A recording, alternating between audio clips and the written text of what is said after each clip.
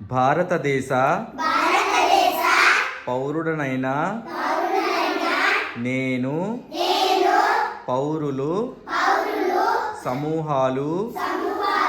సంస్థలు లేదా పౌర సంస్థల మధ్య ప్రతి వివాదం శాంతియుత మార్గాల ద్వారా పరిష్కరించబడాలని నాగరిక సమాజం యొక్క సార్వత్రిక సూత్రంపై విశ్వాసాన్ని ధృవీకరిస్తూ దేశం యొక్క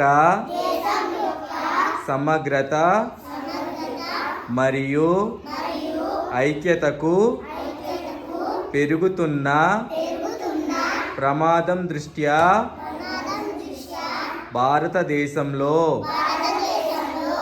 ఏ ప్రాంతంలో నైనా లేదా నా పొరుగు